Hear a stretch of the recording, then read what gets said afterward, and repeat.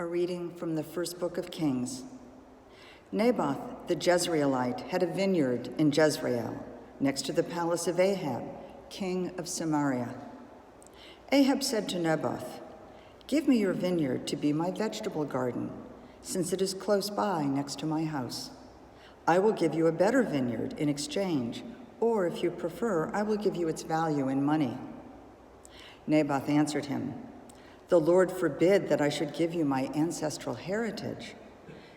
Ahab went home disturbed and angry at the answer. Naboth the Jezreelite had made to him, "I will not give you my ancestral heritage." Lying down on his bed, he turned away from food and would not eat. His wife Jezebel came to him and said to him, "Why are you so angry that you will not eat?" He answered her, "Because I spoke to Naboth the Jezreelite and said to him, 'Sell me your vineyard, or if you prefer, I will give you a vineyard in exchange.' But he refused to let me have his vineyard." His wife Jezebel said to him, "A fine ruler over Israel you are indeed. Get up, eat and be cheerful. I will obtain the vineyard of Naboth the Jezreelite for you." So she wrote letters in Ahab's name, and having sealed them with his seal, sent them to the elders and to the nobles who lived in the same city with Naboth. This is what she wrote in the letters: "Proclaim a fast and set Naboth at the head of the people. Next, get 2 scoundrels to face him and accuse him of having cursed God and king. Then take him out and stone him to death." His fellow citizens, the elders and nobles who dwelt in his city, did as Jezebel had ordered them in writing, through the letters she had sent them. They proclaimed a fast and placed Naboth at the head of the people. 2 scoundrels came in and confronted him with the accusation, "Naboth has cursed God and king." And they led him out of the city and stoned him to death. Then they sent the information to Jezebel that Naboth had been stoned to death.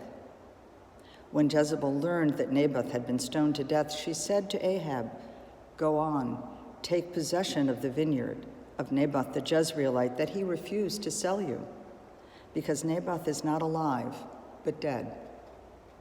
On hearing that Naboth was dead, Ahab started off on his way down to the vineyard of Naboth the Jezreelite to take possession of it.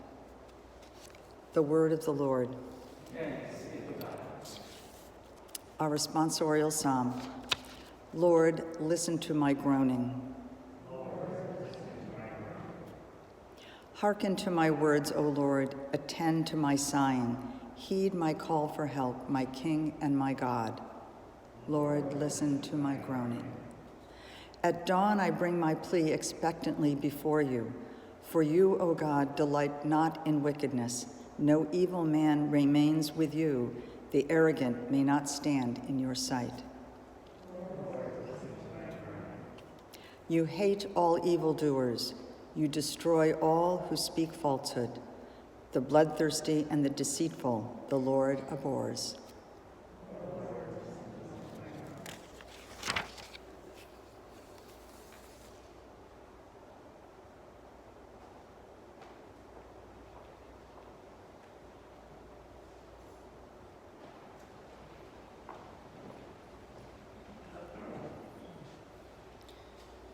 The Lord be with you. And with your spirit. A reading from the Holy Gospel according to Matthew.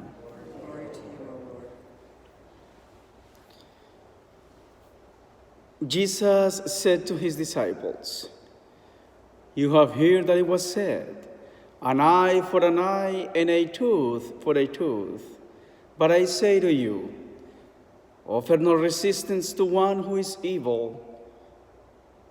When someone strikes you on your right cheek, turn the other one to him as well.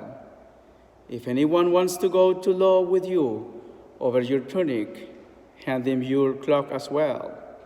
Should anyone press you into service for 1 mile, go with him for 2 miles. Give to the one who asks of you, and do not turn your back on one who wants to borrow." The Gospel of the Lord. Praise to you, Lord Jesus Christ. Jesus asks too much of us. Way too much, he asks.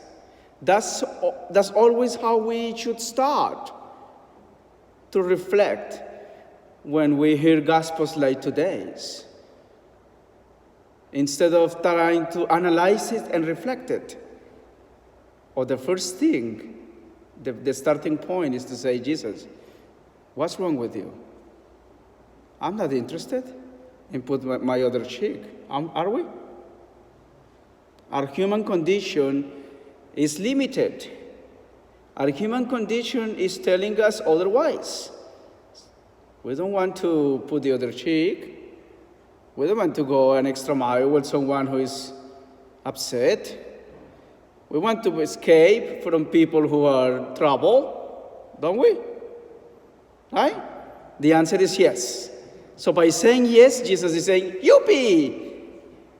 I think we're starting in the right path. The first thing before we analyze Jesus' words is by clarifying our emotions and discern our capacities and saying, no, this is not for me. And Jesus will say, okay, so let's analyze your emotions, and from them and from there, maybe we can find a way.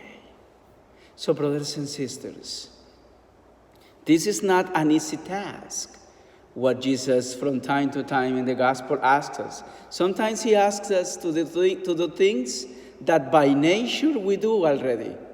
Be generous, and you are generous. So that's very easy to follow, right? But other times, he asks us to do things that by nature we have no clue how to do. Or even by nature, it's anti-nature to us. And then is when the work between our human nature and God begins. Putting the other cheek when someone has been not nice to us is something that only by an extraordinary grace from God himself, only by his grace, we can achieve.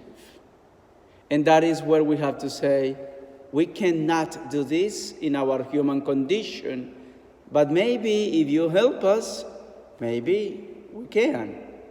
That's how we have to start to analyze and to take seriously what Jesus is saying. Sometimes, from time to time, it seems like Jesus totally forgets who is he speaking to. But he's not. He knows what he's doing, and he knows what he's asking. And he knows also that what he's asking us to do is something that necessarily needs of his grace and help in order to accomplish. So let us just say it from today's gospel, and let us ask Jesus, who is listening to us, Jesus, do what we cannot do. Complete what is lacking in our human condition to be able and enabled to do what you are asking us in today's gospel.